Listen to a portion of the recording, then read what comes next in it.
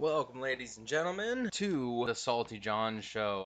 I need some cool intro music, like dun dun dun dun dun dun dun dun dun dun dun dun, like you hear before a really unexciting things to make them seem more exciting, like a news report of the opening of a bakery. I'm your host, John Froden, and this is episode pre-1. It's explanatory of the format and where I stand on a few things. Salty John Show is the name is because as Catholic Christians we are called to be the salt of the earth, and also because I come across as quite salty.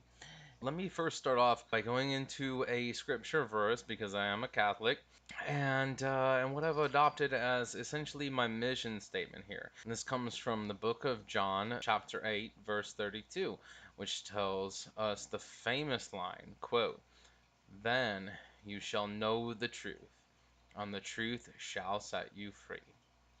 End quote. Ladies and gentlemen, I'm coming to you because I want the truth. I really do. And yes, definitely have set myself up there for the classic joke about you can't handle the truth.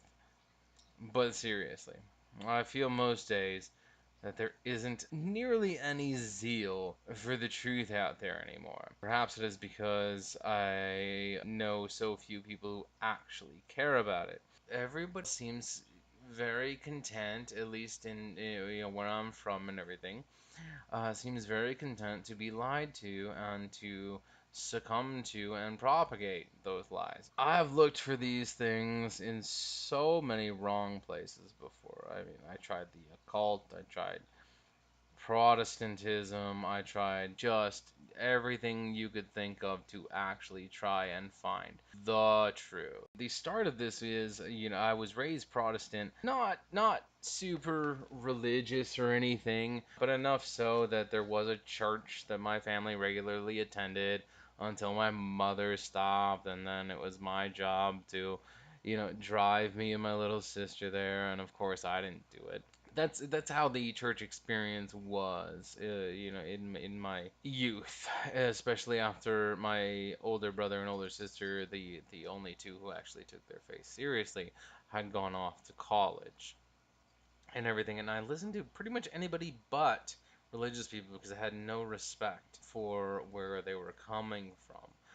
But I was always a conservative, and that drove people in my state crazy. And here's where we come to the genesis, essentially, of where this podcast comes from. 2014 was a bit of a boiling point for me, the way election years tend to be. I had my little sister and my mother both claiming to be Catholic. They both converted before I did. Well, quote, converted before I did. While the most important issue to them in voting for the governor of the state of Illinois was keeping abortion legal. Even at the time when I was not religious at all, I found their reasoning disgusting. One could easily see why. They were against murder, as any normal human being would be. Then they wanted women to arbitrarily be able to define a line when murder is okay, and that it logically makes no sense. There is no line in which murder is okay. There are lines that society can draw that enable the death penalty. Yes, but for an innocent human being, there is no line that a Christian or Catholic or moral society can say, okay, before this point, you're not a human and we can kill you all we want. That's what people like the Spartans did. Thank God we are not among them. After my home state elected a Republican governor, the sheer devastation and animosity of my sister, my little sister, was disturbing. I would see online posts from her and of those I thought were my friends growing up, blaming the governor for every single thing wrong in their lives. And when they ran out of things in their own lives, They blamed him for things wrong in other people's lives. Now, a big example of this is I would get hateful and harassing messages because they knew that I had voted for the Republican governor.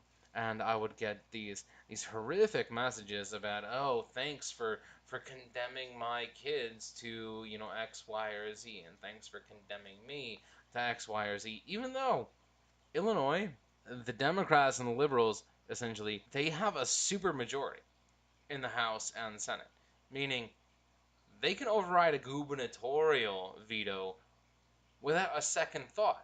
They just didn't want to because they didn't want to be seen on the side of tax hiking and everything. So, this is all show nonsense. So, if they actually believed what was going on, they would be writing to their congresspeople, not blasting the governor. And the governor here, he's got his problems just like we all do. One of the big things was Governor Rauner participating in a standoff with the teachers union. The teachers union, for those who aren't aware, is one of the most corrupt bodies in the entire state of Illinois. They are funded by union backbreakers, and they have extraordinary and exceptional demands that they place on politicians. And Rauner said, no, we're going to actually fairly negotiate. But the unions and the congressmen and women had the power to overturn anything that they said, anything at all, with a simple vote that allegedly they were all on there for. They drug it out for months just for publicity. And they're like, oh, we're all about the children. They're not about the children. They were about power and money. I began to get deep into reading again because the dedication to the lies of my various family members and my friends was disturbing. In 2016, I started RCIA, and it could not have been a better time to start to explore the real truth found in the Holy Catholic Church. I remember the election cycle of President Donald Trump quite well. During the primaries, I was a big supporter of Ted Cruz. After his loss, I did the only thing a good conservative could do, and that was I cast my vote for Donald Trump against the atrocious Hillary Clinton. Hardly a day went by that my brother and I were not harassed relentlessly and viciously for being conservatives. And it got to the point that about half of it every day was spent debunking their lies that were parroted from the likes of CNN or MSNBC, as if these people were incapable of thinking for themselves, which they presented themselves as being able to do. These are college educated people with bachelor's and master's degrees. They're allegedly capable of thinking for themselves, but no. When it comes to the president of the United States, no. If a person they agree with is in power, they don't care about a dang thing. And so here, I want to state that this show is about truth in any area of life, not just politics. I'm not trying to sway anyone specifically in a political sense. I don't care. What I want is for a dedication to truth and justice to prevail. It's not my fault that it just happens to be more present on one side than it is on the other. Now, I'm a very stubborn guy, especially when I am advancing what I know is right. I refuse to back down on conservative principles when I am challenged, like most of you out there. We have gotten used to the back and forth. We've gotten used to being ridiculed. I was surprised, though, to have a deacon teaching sessions of RCIA that asserted that there was no devil, that the church will start to accept gay, quote, marriage because it is the, quote, right thing to do. Relatively openly advocated for socialism and moral relativism. I just wanted to get through confirmation. Though I did in 2017, I couldn't keep my mouth shut. These things were too egregious to pass up. Socialism and communism were responsible for the deaths of tens of millions of people, far beyond the numbers of the Holocaust. Don't lose sight of that. But, here it was being taught. The church has problems today, and it always has had problems.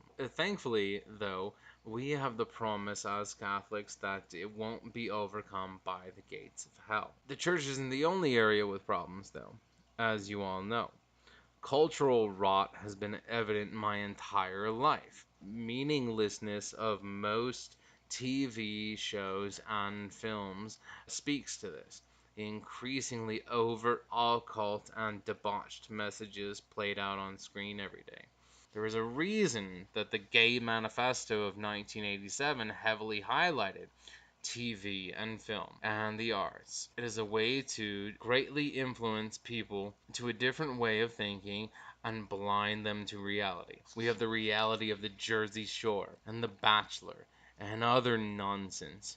The churches in the nation are being hollowed out thanks largely to this sort of thing, coupled with professed atheism taught in nearly every classroom, and young men and women taught to obey the gods of science and materialism.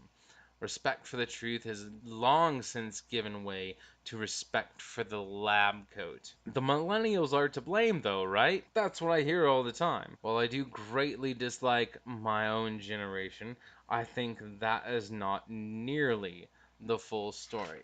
Does it surprise our elders that this generation is self absorbed, stupid, narcissistic, greedy, degenerate, and more? It shouldn't, because we were raised by the baby boomers and Generation X, divorced families from people too concerned with money to raise their children or stick together. Kids all over the place with multiple sets of step parents, on a group of voters who legislated the generational theft of assets from their children and grandchildren, likely because they knew we wouldn't want to look after them when they got old. You see, the baby boomers and the Gen Xers created Social Security and created Medicare, and these are the people who had the most booming economy in the history of the United States. But they no, they couldn't be responsible. They couldn't live up to, and again, like, I don't know if I've said it before, but if I haven't, then I apologize. Cannot say this enough, that not everybody is falling into the categories that I'm now describing. You know if you are, and you know if you're not. Social Security was and is and always has been a generational theft scheme. Everybody knows it. There is no lockbox. The generation that created an increasing amount of drug addicts and left a legacy of the sexual, quote, revolution, which was in essence just being excessively promiscuous in the open, where their forebears were excessively promiscuous in private. The legacy of this revolution is millions of dead babies, porn culture, and the eventual destruction of families under loosened views on divorce. But hey, at least we had the greatest generation prior to that, right?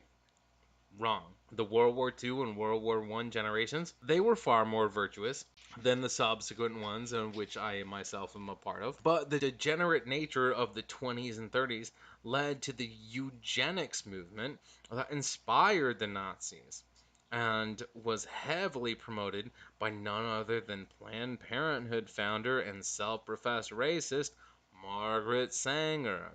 And on it goes. You see, the greatest generation, the only reason that they abandoned the title of eugenics is because that's exactly what the Nazis used to promulgate their concentration camps. Now we have strategically located Planned Parenthood facilities and marketed abortions. This all started, in the evolution movement in the 1890s, but it was very much advanced in the 1920s by Margaret Sanger, the founder and chief idol of the left, of Planned Parenthood. You see, every generation adores these lies in one way or another. And the church was supposed to be the check against it by boldly proclaiming the truth.